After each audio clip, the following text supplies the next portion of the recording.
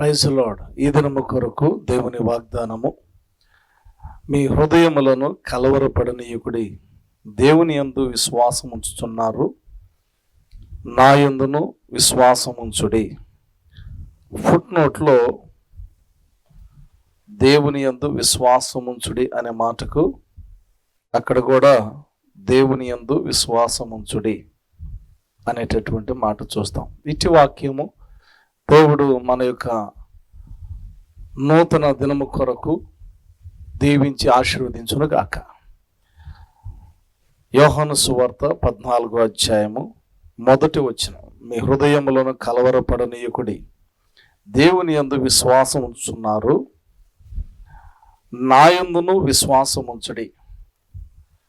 So యేసుక్రీస్తు ప్రభువారు జన సమూహముతో ఆయన శరీరధారిగా భూలోకంలో ఉన్నప్పుడు ఆయన పలికిన మాట, డోంట్ స్ట్రంబుల్ యువర్ హార్ట్, మీ హృదయములను కలవరపడనీయకుడి. కలవరము అనేటటువంటిది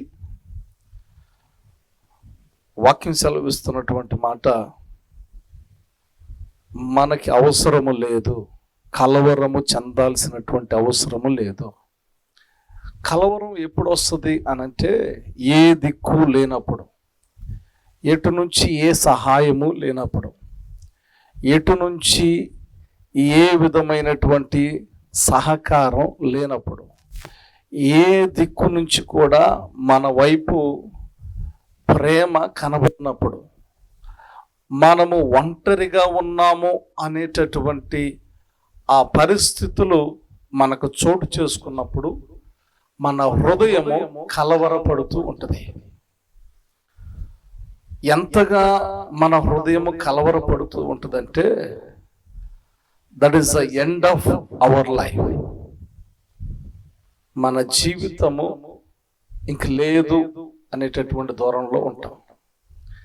కలవరము అనేక సందర్భాలు ఆ ప్రయాణము గుండా నేను వచ్చినప్పుడు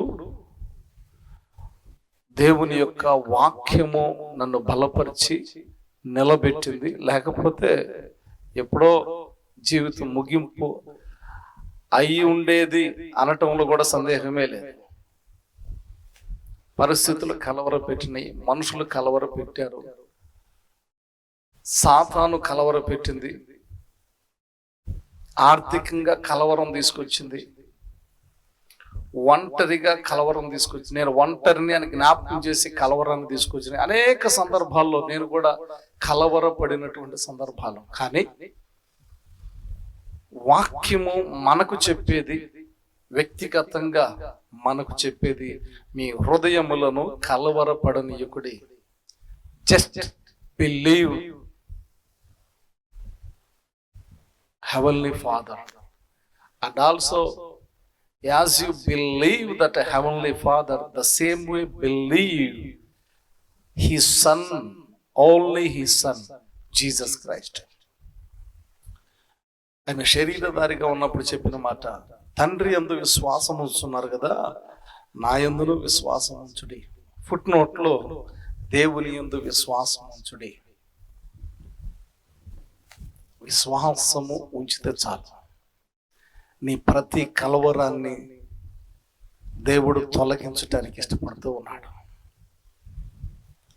B faith and you won't bother about anything. విశ్వాసం మాత్రమే ఉంచు, నీ జీవితంలో ఎలాంటి కలవరము ఉండదు. What a wonderful God we have. ఎంత అద్భుతమైనటువంటి దేవుణ్ణి మనం కలిగి ఉన్నామంటే, కలవరపడుతున్నావా? దేవుని యందు విశ్వాసం ఉంచు, దేవుని యందు విశ్వాసం ఉంచు. దేవుడు సంపూర్ణ శాంతి, సమాధానము అనుగ్రహిస్తాడు. వాక్య భాగంలో చాలా చూస్తాం, సమాధానము గలదానవై నీటికి తిరిగి వెళ్ళు అని అంటారు ప్రభువు. అంటే తనలో ఉన్న కలవరం అంతటిని తొలగించి ఆ మాట చెప్తా ఉన్నాడు, నేను కూడా నిన్ను శిక్షించను, నేను కూడా నేనేం చేయను. ఇంకా చాలా సందర్భాల్లో ప్రభు సమాధానముతో దర్శించినటువంటి సందర్భాల్లో కలవరపడితే సమాధానము కలుగు చేయగలిగిన ప్రభు దగ్గరికి రా, విశ్వసించు, సమాధానాన్ని పొందు. దేవుడు దీవించి ఈ దినము మేలుకై ఆశీర్వదించి నడిపించును గాక. ప్రార్థన చేసుకుందాం. యేసయ్య మీ వందనాలు, స్తోత్రాలు.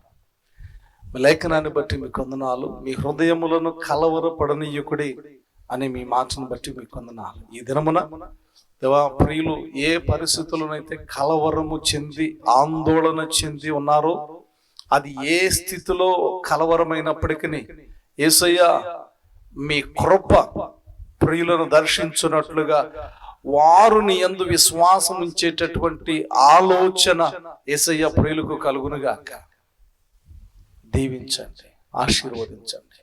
నీ యందు విశ్వాసం ఉంచినటువంటి వారు ఎట్టి కలవరములో ఉన్నా వారికి సమాధానము కలుగు చేయగలిగినటువంటి దేవుడవై ఉన్న యేసయ్య మీ పరిశుద్ధ నామానికి స్తోత్రములు కలుగునుగాక. మహిమ నీకే నాయనా. యేసు నామం పేరిట స్తుతించి ప్రార్థన చేయుచున్నాము తండ్రి. ఆమేన్.